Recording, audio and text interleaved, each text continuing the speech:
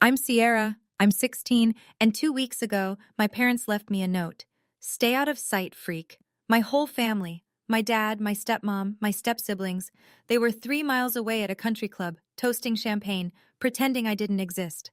I thought that was the worst part. I was wrong. Because at 8:47 p.m., the doorbell rang, and the woman standing on my porch said 5 words that changed everything. Your father signed you away.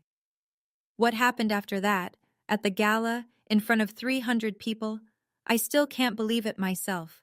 Before I tell you, please hit like and subscribe, but only if this story earns it. And while you're here, drop your city and your local time in the comments. I always love seeing where you all are. Now let me take you back to the morning of April 12th, my 16th birthday. I wake up to silence, not the lazy Saturday kind, where you can hear someone making coffee downstairs or the TV humming through the wall. This is the hollow kind, the kind where you know, before your feet even hit the floor, that you're alone. My bedroom is at the end of the third-floor hallway. It's the smallest room in the house. No window facing the garden, no ensuite, no walk-in closet. I got moved here when I was 6, 2 years after my mom died, because Chloe needed my old room for her vanity setup. That's what Victoria said. Chloe needs the space, sweetie. You understand? I understood. I walk downstairs barefoot. The kitchen is cold. There are dishes in the sink from last night. 4 plates, 4 glasses, 4 sets of silverware. They had dinner without me. Again. I didn't even hear them. I open the fridge for milk, and that's when I see it. A note. Stuck to the fridge door with a magnet shaped like a lobster from our Cape Cod trip. A trip I wasn't invited to. The handwriting is Chloe's. Pink highlighter, big loopy letters like she was decorating a poster for homecoming. Dad's hosting brunch at the club. Don't come. Stay out of sight, freak. See. I read it 3 times. Not because I don't understand it. Because I keep hoping I'll misread it. Freak. That's what they call me when they think I can't hear. But this time, Chloe wrote it down, made it permanent, stuck it on the fridge next to the grocery list like it belongs there. Then I noticed something else. At the bottom of the note, in small blue ink, my father's handwriting. Neat, slanted, controlled. 2 words and an initial. V will explain later. G. Victoria will explain what exactly, and explain what later. I should tell you how we got here. My mom, Lillian Merritt, died in a car accident when I was 4. I don't remember the funeral. I remember her hands. I remember the way she smelled like lavender and oil paint. And I remember a bracelet. Silver, thin, with a tiny star charm, because she never took it off. It's on my wrist right now. It's been on my wrist since the day my dad handed it to me in a plastic hospital bag and said, this was hers. That was the last soft thing he ever gave me. 2 years after Mom died, Dad married Victoria Ashford. She moved in with her 2 kids, Chloe, who was 8, and Brandon, who was 10. Overnight, I went from being the only child in a quiet house to being the odd one out in a loud one. It happened slowly, the way rot does.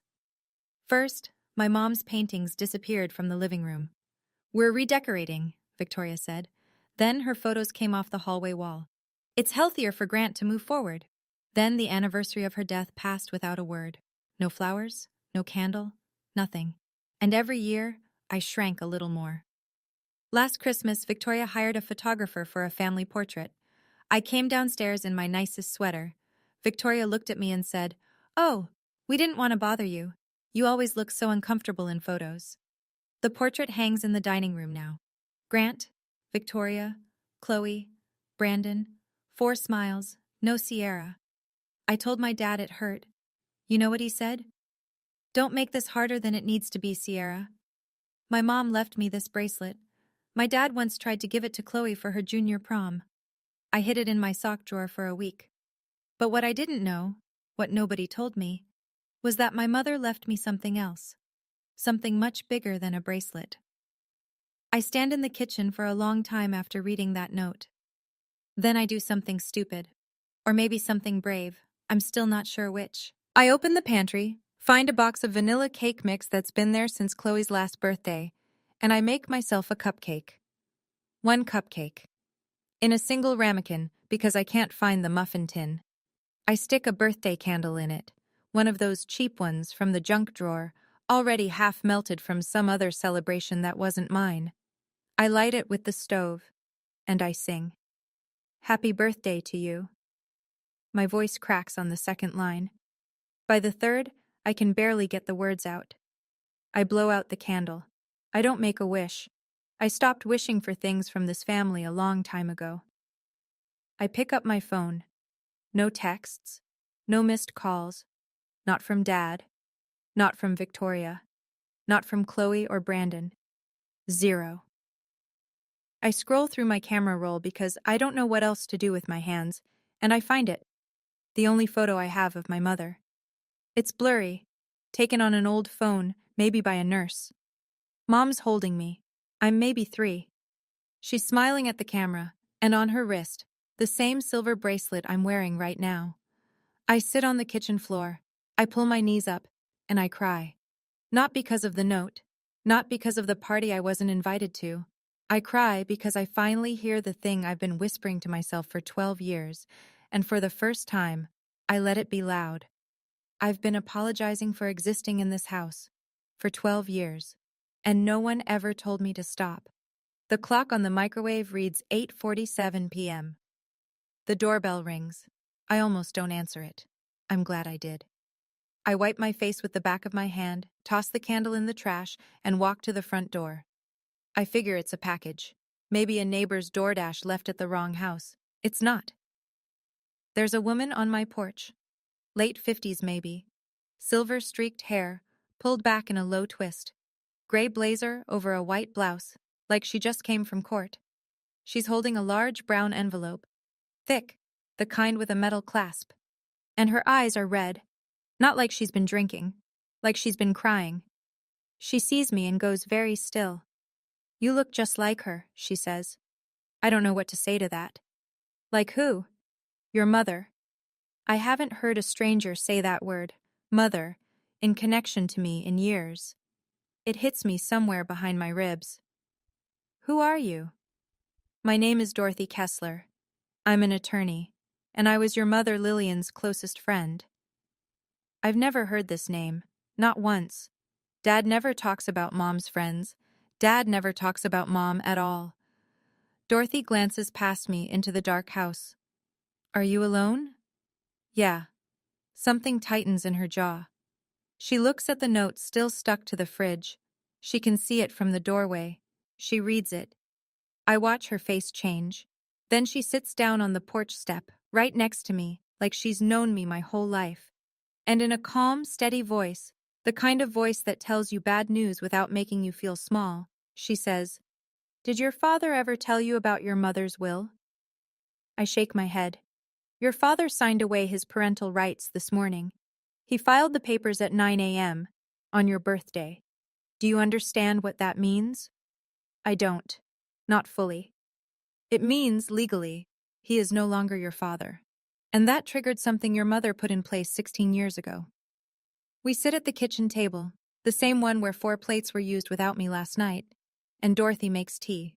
She moves around the kitchen like she's memorizing it, like she's angry at the walls. How long have you been looking for me? I ask. 12 years. She sets the mug in front of me. Your father changed his number 6 months after Lillian passed, moved from Stamford to Westport, told mutual friends you were at a boarding school in New Hampshire. I hired a private investigator twice. Dead ends both times. So, how did you find me now? Because your father made a mistake. When he filed the papers to relinquish custody, it triggered a flag, a legal alert your mother's attorney set up when the will was drafted. The moment Grant Merritt stopped being your legal parent, I was notified. I stare at the envelope on the table. What's in there? Dorothy opens it slowly. Inside is a stack of yellowed papers with a notary seal, a smaller sealed envelope, and a photograph I don't recognize. This, she says, holding up the notarized document, is your mother's original will. She made it the year you were born. Your father told everyone it didn't exist, but it does. I have the original because Lillian gave it to me for safekeeping. She explains it simply. Mom owned things. The house we're sitting in, a cabin in Vermont, a piece of land in Maine. a trust fund meant for my education, and a collection of paintings from my grandmother's side.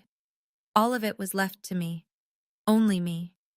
Managed by a guardian until I turned 18. That guardian was supposed to be Dorothy. And the house? I whisper. This house? It's yours, Sierra. It was always yours. He just never told you. Dorothy touches the smaller sealed envelope, but doesn't open it. There's a letter in here, from your mother. But I think you should read it when you're ready. Not tonight? Then she tells me the rest. Grant is planning to transfer all of Mom's assets to a charity foundation, one run by Victoria. The announcement is at the annual gala, in 2 weeks. We have 14 days to stop him, Dorothy says, and I'm going to need your help. I sit there for a long time after Dorothy finishes talking. The tea goes cold. Everything I thought I knew, about the house, about my mom leaving nothing behind, about being some burden my dad was stuck with, it's all a lie. A 12-year-old lie with paperwork and planning and silence thick enough to bury me in. I've spent 12 years trying to be invisible, I say, and my voice sounds far away like someone else is using it. Because they wanted me to be. I don't know how to be anything else. Dorothy reaches into her bag and pulls out a photograph. 2 young women, arms around each other, standing on the steps of a law school building. One of them is Dorothy, younger, dark-haired, laughing. The other is my mother. She's radiant. She looks like someone who doesn't know how to be small. Your mother was the bravest woman I ever knew, Dorothy says. You have her eyes. She pauses. I think you have her spine, too. I look at the photo, then at my bracelet. The little star charm catches the light. What do I have to do? Dorothy lays it out. Step 1. File for guardianship at family court. She's already submitted the paperwork. Step 2. Get the original will authenticated and entered into record, blocking any transfer of Mom's estate. Step 3. And this is the part that makes my stomach tighten. We have to act before Grant signs the transfer at the gala. If he does it in front of witnesses, unwinding it gets 10 times harder. I'll do it, I say. Dorothy nods, then waits, because she can tell I'm not finished. But I don't want to destroy him. I mean it, even now after the note, after everything. I just want what's mine, and I want him to look me in the eye when he admits what he did. Dorothy reaches across the table and squeezes my hand. We're not going to lie, Sierra. We're just going to tell the truth, at the right time, in the right room.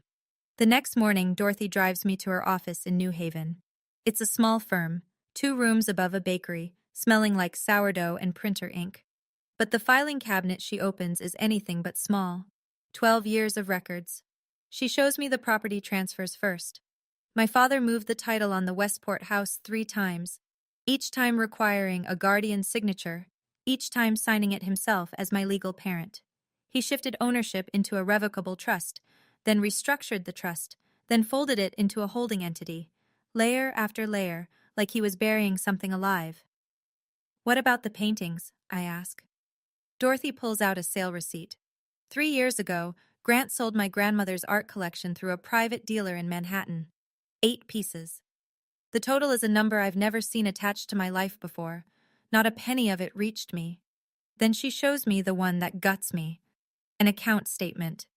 The education trust my mother set up when I was born, funded, growing, untouched for years, was drained 14 months ago.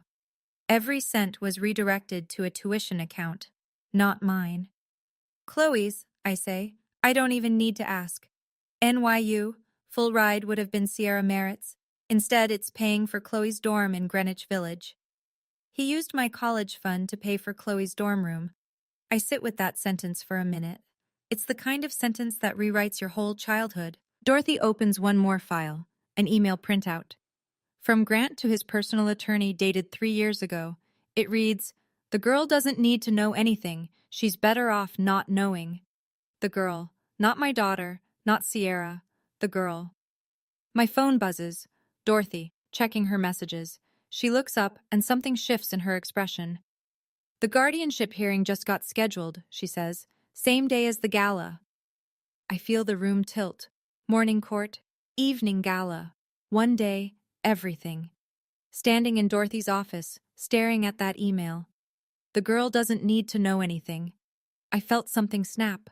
Not sadness, something sharper, like the last thread connecting me to the word father, just broke clean off. For 12 years, I thought I wasn't enough. Turns out I was too much. Too much of a reminder of what he wanted to steal. I kept wondering, what kind of person looks at their own child and sees an obstacle? Have you ever discovered someone you trusted was lying about everything? Tell me in the comments. I want to hear your story too. I have to go back. Dorothy explains it calmly. Until the court grants her guardianship, I don't have a legal address anywhere else. If I disappear, Grant could file a missing persons report, and that delays everything. So I pack my bag, ride back to Westport, and walk through the front door like nothing happened. No one notices I was gone. 2 days. Not a single question. Victoria is in the kitchen when I walk in. She's on the phone, laughing, holding a glass of sparkling water. She sees me and covers the mic. "Oh, there you are. Grab me the sparkling water, would you? This one's flat." Like I'm the help. I open the fridge, I take my time, and I look, really look, at this house I've lived in for 16 years with new eyes. The family portrait on the wall, 4 people, no Sierra. The fresh flowers on the entry table that Victoria orders weekly, always white peonies, Mom's favorite, though Victoria doesn't know that. Or maybe she does. And then I see it. Victoria's hand, on the counter, the ring, my mother's engagement ring. I recognize it from the one photo I have, a round-cut diamond on a platinum band with 2 small sapphires. Dad told me years ago it was lost. But there it is, on Victoria's finger, catching the afternoon light like it belongs there. My stomach turns. On the dining table, a pile of cream-colored envelopes, invitations. I pick one up. The Merritt Family Foundation Annual Gala. The logo on the front is elegant, a stylized L intertwined with a vine. I stare at it. That's my mother's monogram. I've seen it in her sketchbooks. Victoria took my mother's initial and made it her charity's logo. Chloe breezes past the kitchen. "Why are your eyes red? Were you crying again? God, you're so dramatic." I say nothing. Dorothy's voice in my head. "Don't let them know you know. Not yet." I put the sparkling water on the counter and walk upstairs. Slowly, like I'm made of glass. But inside, something is hardening. Over the next few days, I become a ghost with open ears. I learn that the gala is bigger than I thought. Victoria's been planning it for 6 months. 300 guests. A string quartet, catered by the same company that does events for the governor's mansion. There will be a local councilman, 2 state reps, the president of the Westport Historical Society, and, this part makes my chest tight, a reporter from the Fairfield Herald doing a feature on Connecticut's most generous families. I hear Victoria rehearsing her speech in the bedroom one night, the door cracked open. This foundation is Grant's way of honoring Lillian's memory by giving her legacy to the community. I press my back against the hallway wall and close my eyes. She's going to stand in front of 300 people and say my mother's name while signing away my mother's things. That night, I call Dorothy from the bathroom with the shower running for cover. 300 people, I whisper. Press, politicians. Dorothy is quiet for a moment. Then, "That's not honoring her memory, Sierra. That's laundering her assets through a charity they control." She confirms the timeline. The guardianship hearing is set for 10 a.m. on the day of the gala. Gala starts at 7 p.m. If the judge rules in our favor in the morning, Dorothy has the legal authority to act by evening. What if the judge says no? I ask. The silence lasts 3 seconds. It feels like 30. Then we lose everything. Your mom's house, the trust, all of it goes into that foundation, and getting it back could take years, if it's even possible. I hang up. I sit on the edge of the bathtub. The shower is still running, filling the room with steam.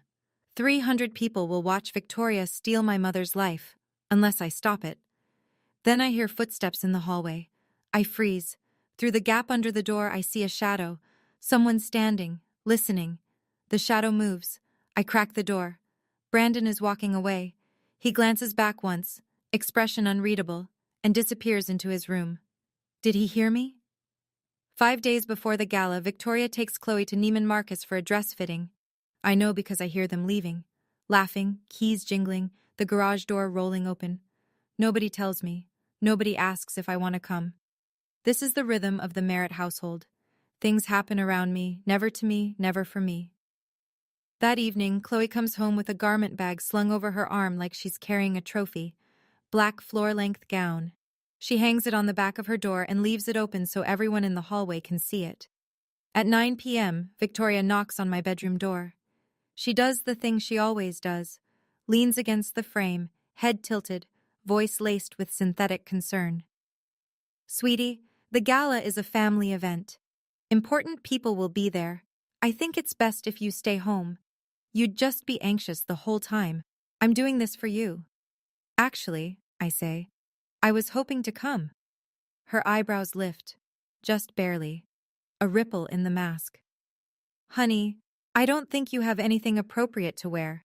And honestly, these events aren't really your thing. From the hallway, Chloe's voice. She'll just stand in the corner like she always does. What's the point? I swallow. I nod. I say, okay. Victoria smiles, pats my shoulder, and leaves. I close the door. I text Dorothy 4 words. They told me to stay home. Dorothy's reply comes in 12 seconds. Leave that to me. I have something from your mother's closet. I stare at that message until the screen dims. My mother's closet. My mother still has a closet somewhere. And Dorothy kept it. Then Victoria's voice again, muffled through the wall, almost an afterthought.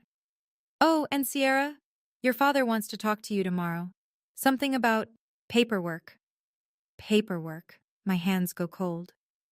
The next afternoon, my father calls me into his study. It's the first time he's looked directly at me since my birthday. He's behind his desk. Oak, massive, the kind of desk that says I make the decisions in this house.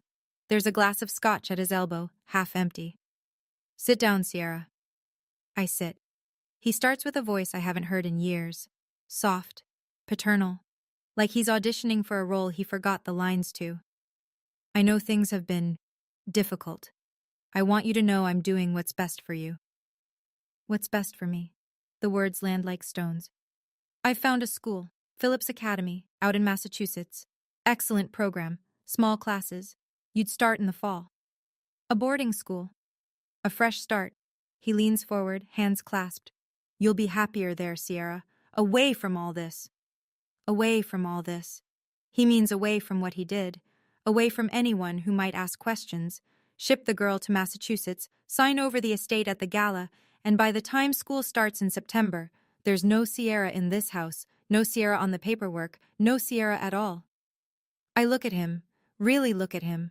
The graying temples, the pressed shirt, the faint tan from the club. He looks like a magazine ad for fatherhood. And it's all surface, every inch of it.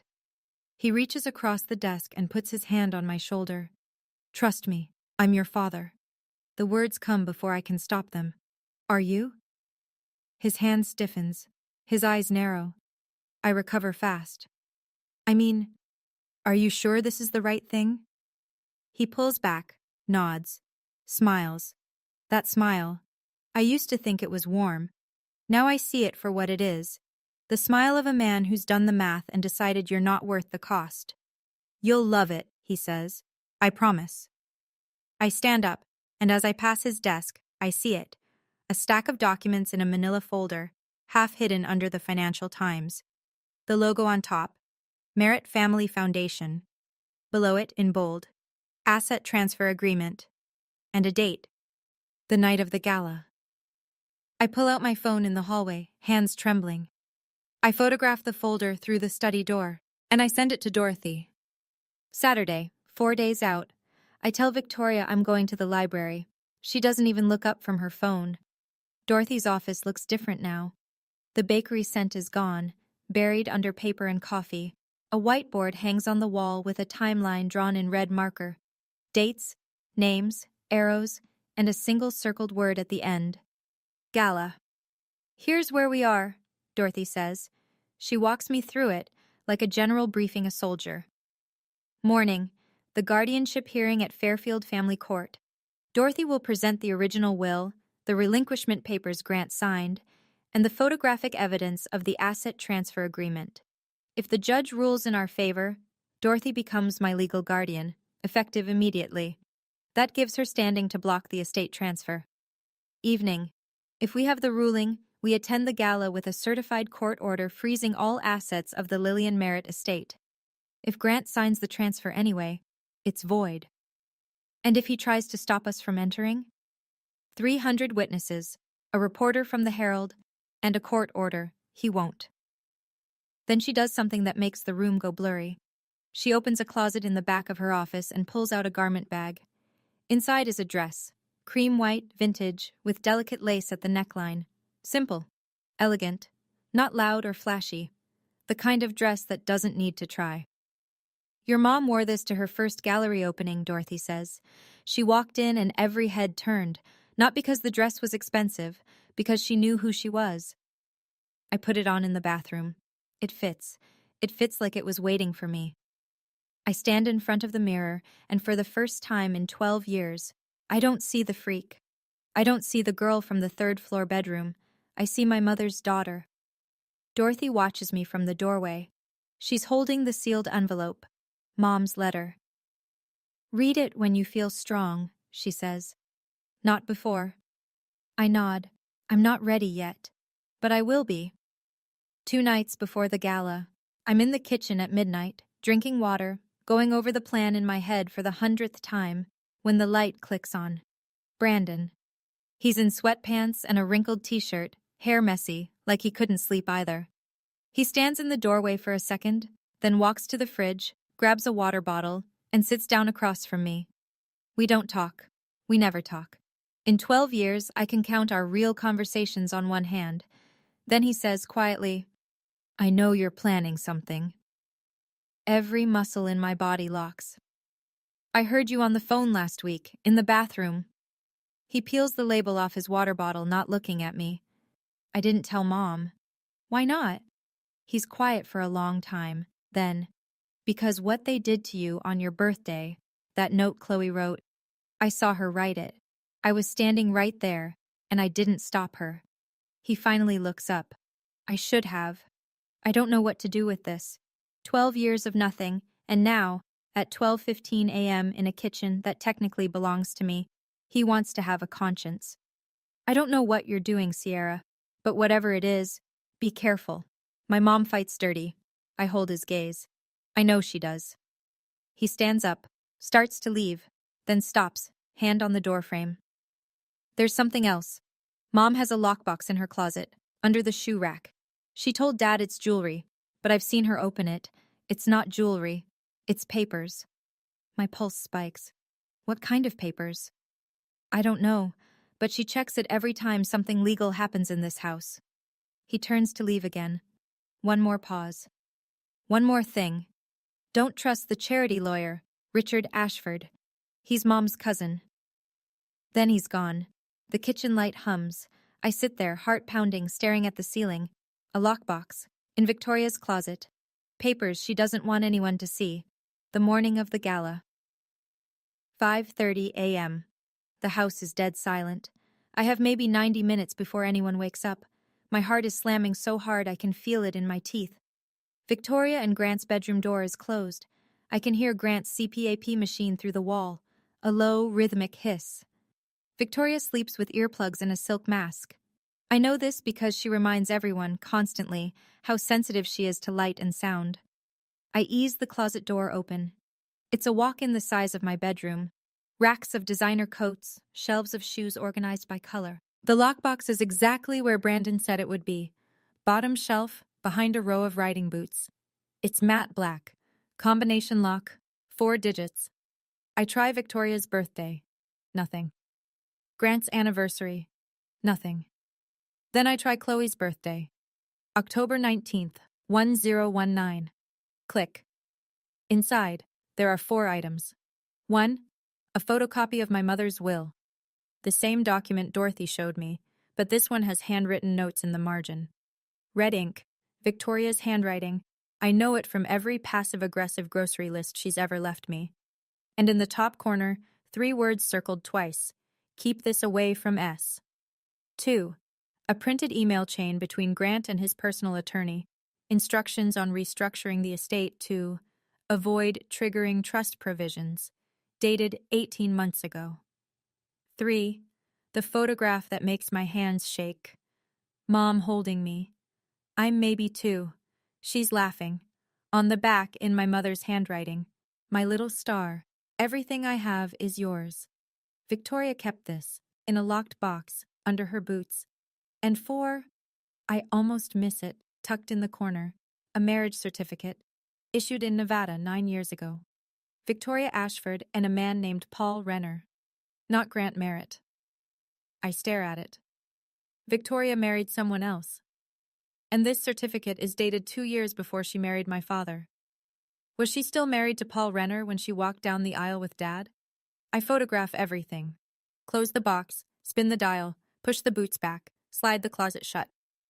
In the hallway, I call Dorothy. My voice is barely a whisper. I have proof Victoria knew. She's been helping him the whole time. Good.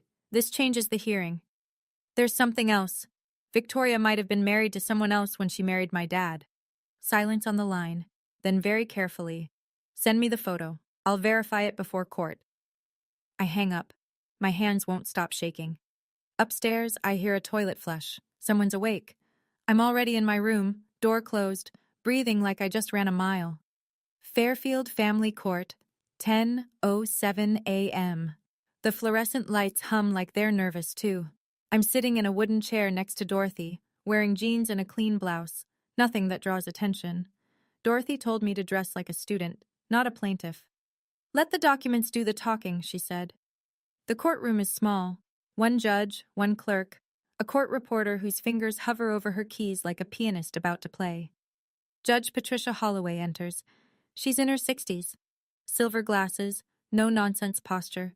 The kind of face that's heard every lie in the state of Connecticut and isn't impressed. Dorothy presents our case. She's calm, precise, unhurried. The will, the notary seal, the relinquishment papers Grant signed on April 12th, the photocopy from Victoria's lockbox with the red ink note, "Keep this away from S." The photograph of the asset transfer agreement dated tonight. The judge reads every page. She doesn't rush. Then the door opens. Richard Ashford, Victoria's cousin, the foundation's lawyer, walks in. He must have been tipped off. He argues that the will is outdated and the estate has been lawfully restructured. Dorothy doesn't flinch. She presents the chain of custody for the original will, notarized, stored at a registered trust bank, never contested, never revoked, never superseded. Judge Holloway removes her glasses. She looks at Richard Ashford for a long moment, then at me. I knew your mother, young lady. She clerked for me 30 years ago. A pause. She was meticulous, and this will is airtight. She puts her glasses back on. Guardianship is granted to Dorothy Kessler, effective immediately. I am also issuing a temporary restraining order freezing all transactions related to the Lillian Merritt estate until a full review is completed. Richard Ashford's pen drops. He doesn't pick it up. Dorothy squeezes my hand under the table. I squeeze back. Outside the courthouse, the April sun is blinding. Dorothy turns to me, leans against the car, and says, "That's step 1. Step 2 happens tonight." She opens the trunk. Inside, a garment bag, a pair of flats, and a brown envelope stamped with the court seal. Are you ready? I look at the envelope, then at the sky. Yeah, I'm ready. Dorothy's apartment, 5:30 p.m. The gala starts at 7. I'm standing in her small bathroom, looking at a stranger. The dress, Mom's cream white dress, fits like a second skin. The lace at the neckline rests just below my collarbone. The hem falls right above my ankles. I'm wearing flats, not heels, because Dorothy said, "You want to be steady, not tall." She helps me pin my hair up, twisting it into a loose bun the way she says Mom used to wear it. A few strands fall around my face. Dorothy's hands pause. She wore her hair exactly like this at the gallery opening, Dorothy says. Her voice catches. You could be her twin. I look at my reflection, the silver bracelet on my left wrist, the lace, the way the light hits my jaw. For the first time, I don't look lost. I look like I belong somewhere, just not where I've been. Dorothy hands me the court order in a crisp manila envelope. If Grant signs the transfer, we serve this. If he doesn't, we serve it anyway. Either way, it's over tonight. What if he makes a scene? He will. But 300 people with phones will be watching. That's exactly what we want. I nod. I pick up the sealed envelope. Mom's letter. I've been carrying it for 2 weeks. I've held it, turned it over, pressed it against my chest in the dark. I haven't opened it. I open it now. The paper is soft, 16 years old.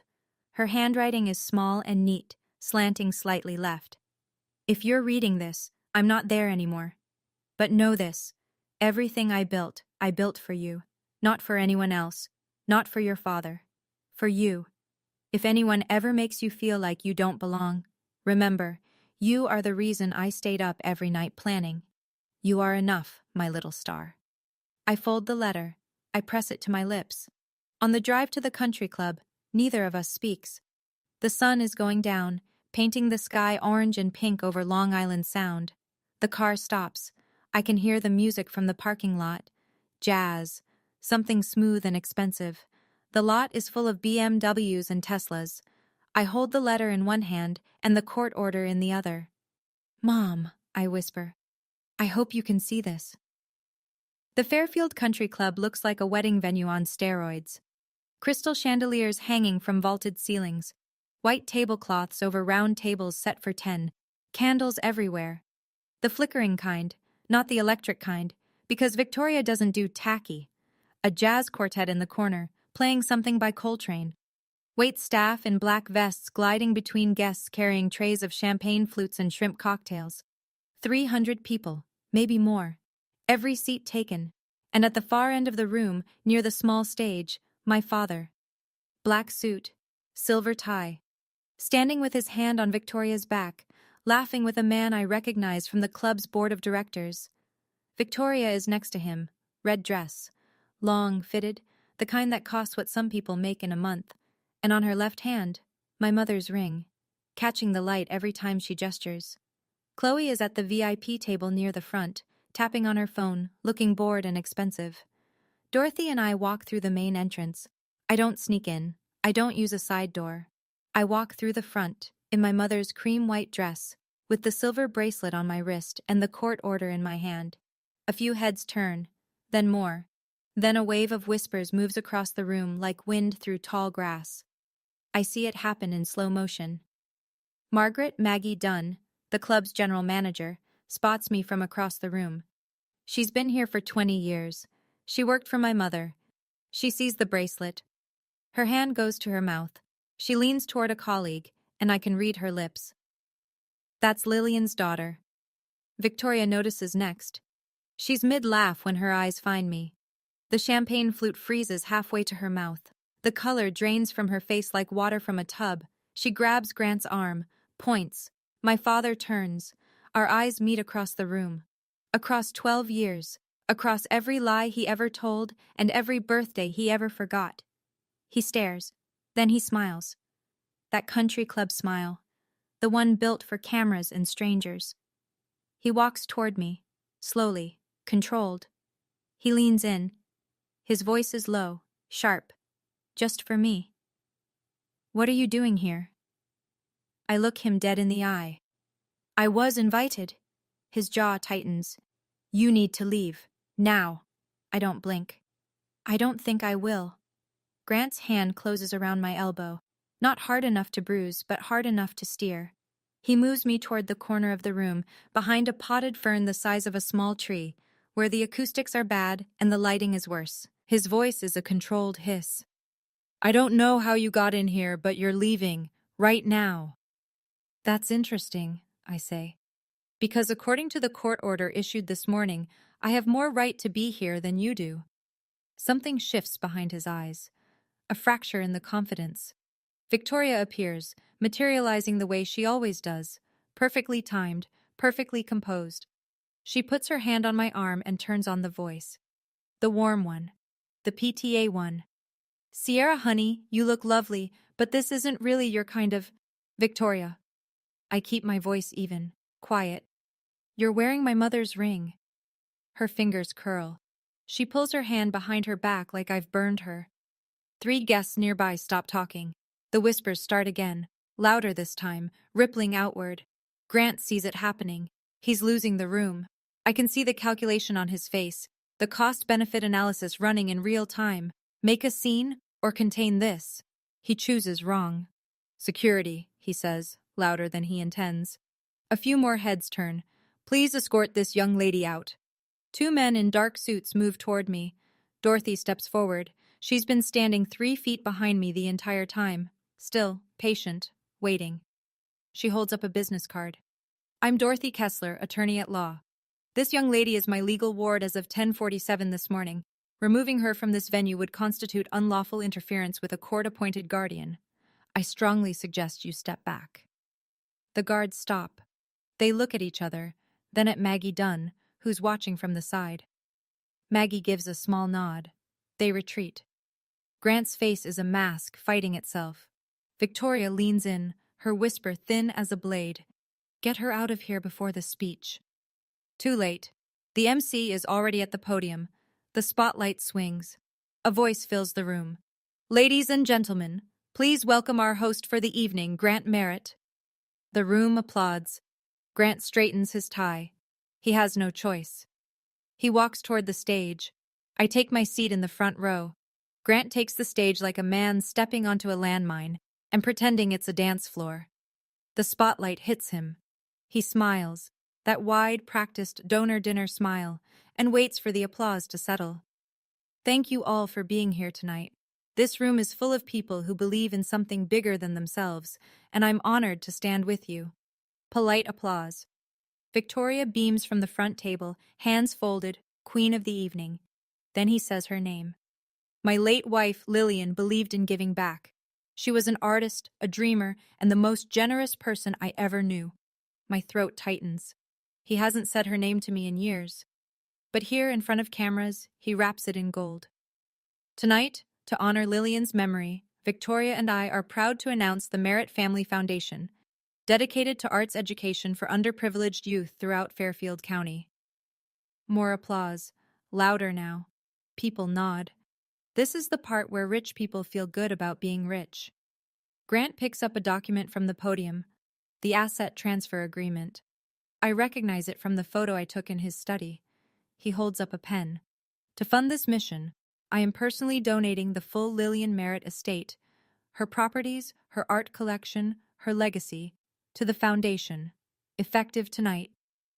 The room erupts, standing ovation. Victoria wipes a tear that I'm fairly sure isn't real. Grant signs, pen to paper, right there under the spotlight. 300 people clap like they've just witnessed an act of grace. I don't clap, I watch. And next to me, Dorothy doesn't tense, doesn't panic, doesn't reach for the envelope. She just smiles. Small. Certain. She leans over and whispers 4 words into my ear. Now it's our turn. The applause is still rolling when Dorothy stands. She doesn't rush.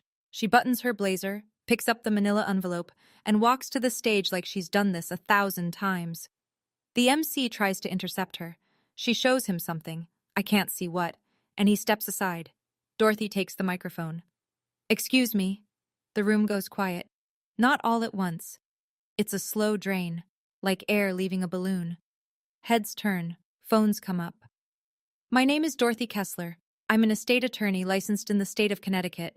I have a court order from Judge Patricia Holloway, issued this morning freezing all assets of the Lillian Merritt estate. Silence. The kind you can feel on your skin. The document Mr. Merritt just signed is legally invalid. He has no authority to transfer these assets, because they were never his. Grant steps forward. This is ridiculous. Who let this woman... Dorothy doesn't raise her voice. She doesn't need to. These assets belong to Lillian Merritt's sole heir, as designated in her original notarized will, a will Mr. Merritt concealed for 12 years. She turns to me. 300 pairs of eyes follow. I stand. My knees are water. My spine is steel. I walk to the stage. I take the microphone. And I look at my father. My name is Sierra Merritt.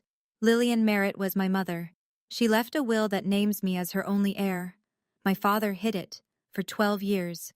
Every property he just tried to donate, the house, the cabin, the art collection, belongs to me. The room doesn't whisper. It erupts. Chairs scrape. Gasps cascade from table to table. A camera flash goes off, then another. Grant grabs the microphone stand. She's a child. She doesn't know what she's... I don't let him finish.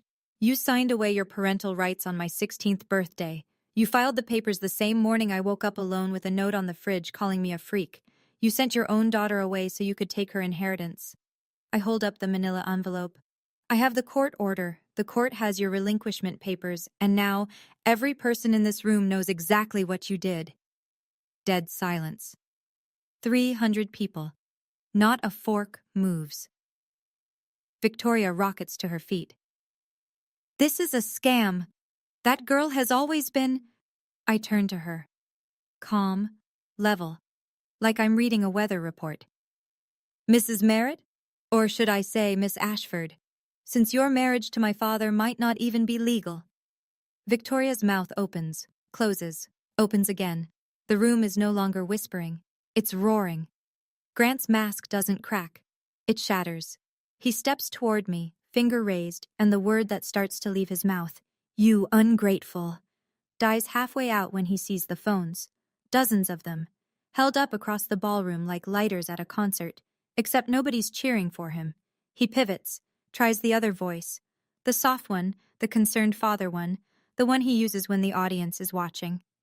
Folks, this is a misunderstanding. My daughter has been troubled. She has emotional difficulties, and she's been influenced by someone who... Dorothy steps forward. She holds up 2 documents like a teacher presenting evidence at a science fair. Mr. Merritt, here is the court order. And here, she raises the second page, is a photocopy of your late wife's will, found in your current wife's personal lockbox, with her handwritten note in red ink. She reads it aloud. Keep this away from S. Victoria's voice is shrill, cracking. I've never seen that before. Dorothy is unmoved. It was verified this morning, your handwriting, your fingerprints. Grant spins toward Victoria, and the thing that comes out of his mouth, the sentence that will follow him for the rest of his life, he says in front of 300 silent witnesses, You told me you destroyed that. The room inhales. He just confirmed it, all of it, in one sentence. Victoria looks like she's been slapped. Grant realizes what he's done. His hand drops. His jaw works, but nothing comes out. From the VIP table, Chloe stands, mascara already streaking. This is her fault. She always ruins everything. She's... Enough. The voice comes from the side of the room. Maggie Dunn, the club's general manager. She's walked to the nearest microphone, the one by the string quartet. I worked for Lillian Merritt for 5 years. I recognized that bracelet on Sierra's wrist. Lillian never took it off. And Lillian told me more than once that everything she had was for her daughter. A pause. Then someone claps. 1 person, then 5, then 50, then the whole room. Not for Grant, not for the foundation, for me. The applause fades. The room waits. I look at my father. He's still on the stage, but he's alone now. Victoria has stepped back, physically distanced herself, like he's contagious. Chloe is sobbing at the VIP table, her black gown twisted in her lap. The councilmen and the board members have quietly moved to the back of the room. No one is standing near Grant Merritt. I could destroy him right now. I could read the email. The girl doesn't need to know anything, out loud, and let the Herald reporter print it tomorrow. I could wave Victoria's marriage certificate and watch the gasps multiply. I don't, because that's not why I'm here. I take a breath. I speak into the microphone.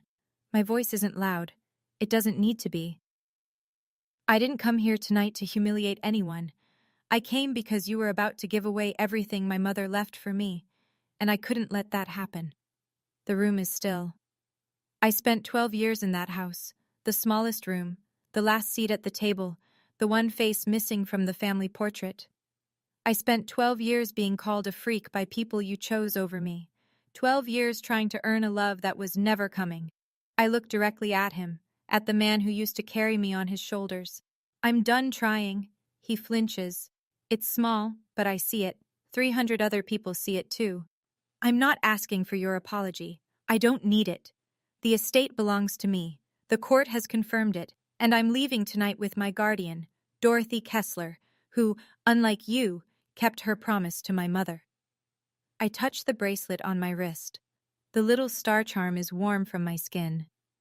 Mom, I say, softly enough that only the front row can hear, I kept it safe, just like you asked. I turn from the stage and walk down the center aisle. Dorothy falls in beside me.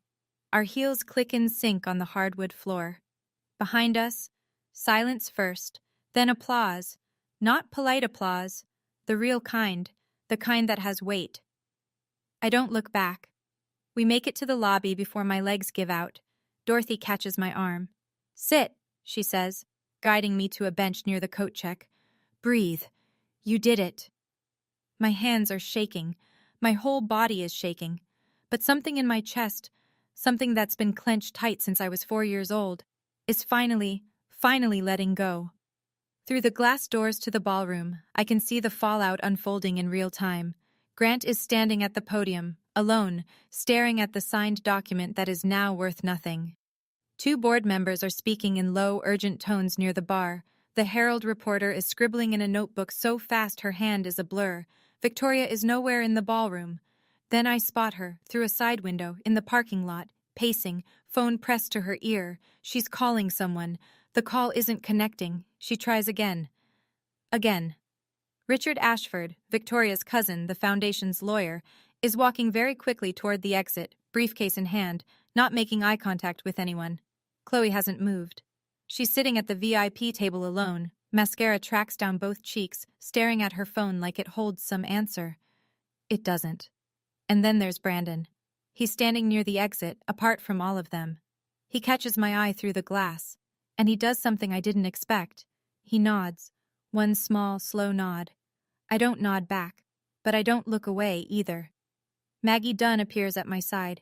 She's carrying a small envelope, old, slightly yellowed at the edges. Your mother left this with me 15 years ago, she says. She said, give it to Sierra when she's old enough to fight for herself. I open it. Inside is a photograph, the same image I found in Victoria's lockbox, but this is the original. Unwrinkled. Unfolded. Mom holding me. Laughing. The bracelet on her wrist. On the back, her handwriting. My little star, you are enough. I close my eyes. Dorothy puts her arm around me. Let's go home, Sierra. That moment, walking out of that ballroom with 300 people watching, I won't lie, my knees were shaking. My hands were shaking. I think even my voice was shaking. But something inside me was steady. For the first time in 16 years, something inside me was steady. Like my mom was walking with me. Like she'd been waiting for me to stop standing in the corner and finally cross the room. Have you ever had a moment like that? A moment where you finally said enough? Not screaming it, not slamming doors, just saying it, calmly, and meaning it. I'd love to hear about it. Drop it in the comments. And if you're still watching, thank you. You're the reason I'm sharing this.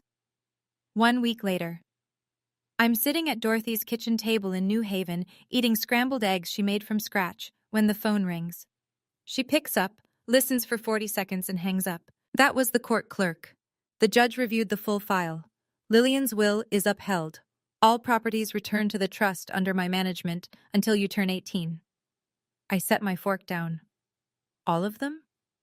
All of them. The house, the cabin, the land in Maine, what's left of the education fund. Everything.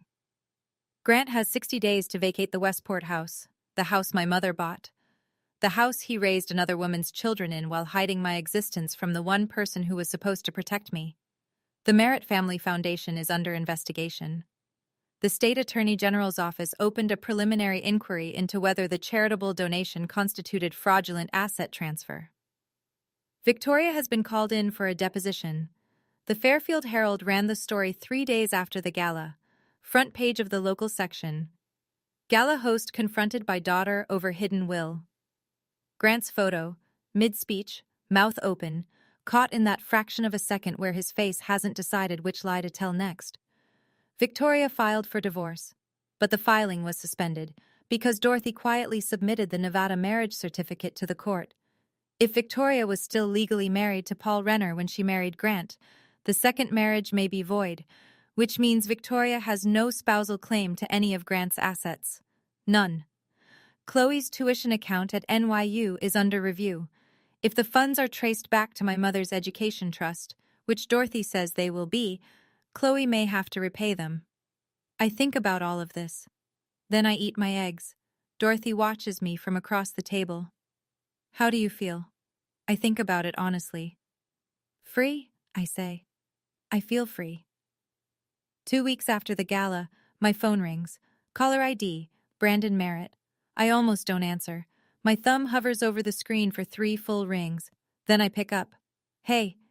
His voice is quieter than I remember, stripped down. Hey. Long pause. The kind where you can hear someone gathering courage. I'm not calling to ask for anything, he says. I just wanted to say, you did the right thing, and I'm sorry I didn't do it sooner. Any of it.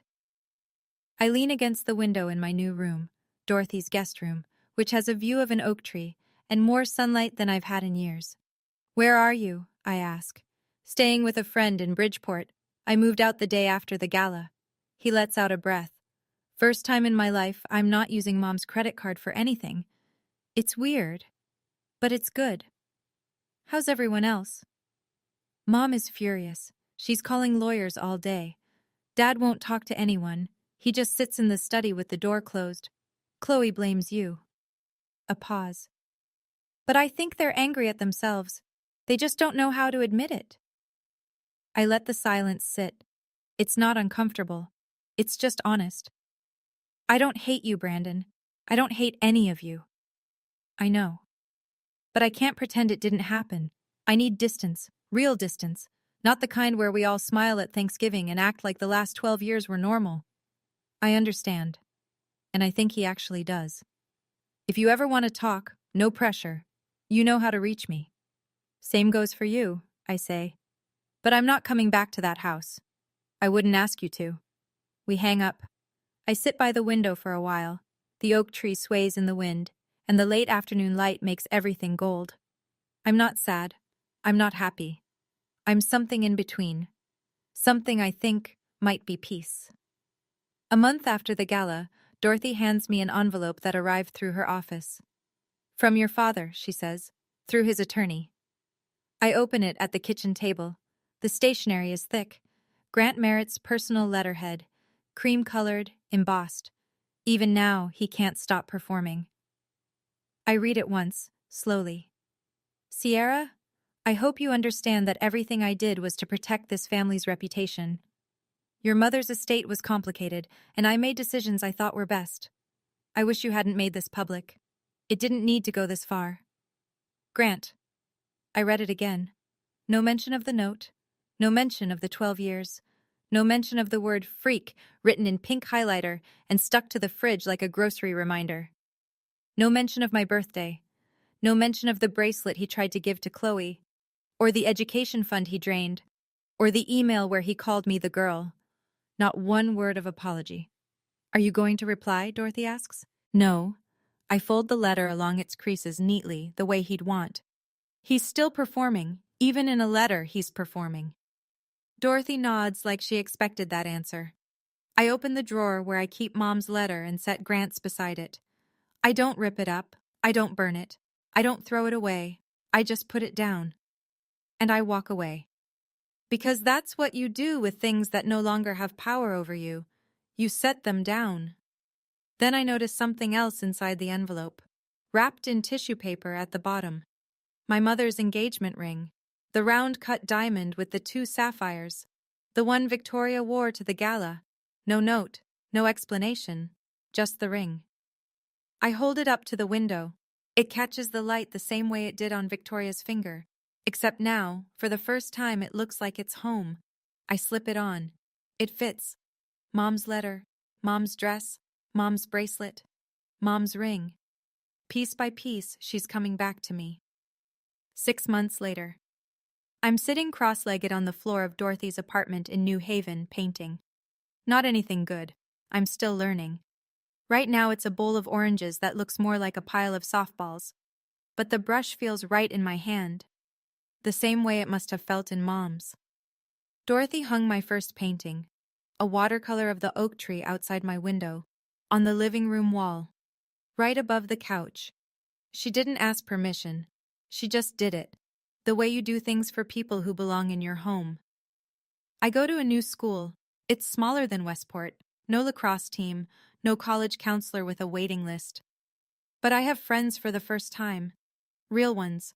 2 girls from my art class who don't know a thing about the Merit Gala, and I like it that way. The Westport house is under the trust now. I haven't been back. I'm not ready. Maybe next year. Maybe never. Dorothy says there's no rush, and I believe her. The cabin in Vermont, that's different. Dorothy and I drove up last weekend. It's small, tucked into the Green Mountains, with a porch that faces east so you get the sunrise. When I walked in, I stopped breathing. Mom's paintings were still on the walls. Grant never came here. He never touched this place. It was like stepping into a room she'd just left. Her brushes were still in a coffee can on the windowsill. Her hiking boots were by the door. I sat on the porch for 2 hours, wrapped in a quilt that smelled like cedar, watching the trees turn gold and red. On my wrist, the silver bracelet. On my right hand, Mom's ring. "She would have loved seeing you here," Dorothy said from the doorway.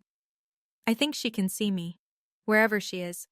I think she's been watching this whole time. I'm 16 and I'm starting over. That should feel scary. It doesn't. It feels like breathing. People ask me if I regret it, if I wish I'd done it differently, quieter, more private, without the stage and the spotlight and the 300 witnesses with their phones out. Honestly? No. Not because I wanted to embarrass anyone, but because silence was what kept me trapped for 12 years. My father counted on my silence. Victoria counted on it. Chloe counted on it. They built an entire life on the assumption that I would keep being small, keep being quiet, keep eating alone in the kitchen, and sleeping in the smallest room, and pretending that "don't make this harder than it needs to be" was love. It wasn't love. It was control. And the only way to break it was to say the truth out loud. In a room full of people, where no one could rewrite it. I learned something on that stage. You don't need someone's permission to exist. You don't need to earn the right to be seen. And you definitely don't need to shrink yourself so other people feel bigger. I also learned something about family. Family isn't blood. It's not a last name or a Christmas portrait or a seat at a gala table. Family is the woman who drives 12 years to find you. Family is the person who keeps your mother's dress in a closet because she believes someday you'll need it. Family is a quilt on a porch in Vermont and a painting hung on the wall without asking. Dorothy is my family. And for the first time in my life, I know what that word actually means. So if you're out there, if you're reading this in a house where you feel invisible, where the people who should love you make you feel like you're too much and not enough at the same time, I want you to know something. It's not you. It was never you. You don't owe your silence to people who wouldn't give you theirs. And you don't have to wait until someone finds you. You can find yourself. This morning, I stood in front of the mirror in my room. My room, with the oak tree view and the paint-stained desk, and the door I can close whenever I want. Mom's cream-white dress hangs on the back of the closet door. I wore it once, and I'll wear it again, but not for anyone else, for me. I opened my laptop and found an email from school. I've been accepted into the advanced painting program for the spring semester. My art teacher wrote a note at the bottom. "Sierra, your use of light reminds me of someone. Keep going." I smiled. Not a victory smile. Not the kind you put on for cameras. The quiet kind. The kind that starts in your chest and moves outward, slowly, like sunrise over the Green Mountains. On my desk, 2 letters. One from Mom. Soft paper, gentle words, 16 years of love folded into a single page. One from Grant. Stiff letterhead, hollow words, 12 years of silence disguised as strategy. I keep them both. Not because I forgive him. I'm not there yet. Maybe I will be. Maybe I won't. That's my choice now. I keep them because remembering where you've been is how you know how far you've come. Outside the window, it's autumn in New Haven. The oak tree is golden. The sky is sharp and blue and impossibly wide. And I'm here, breathing, painting, starting over. Not the girl from the third floor room, not the freak on the note.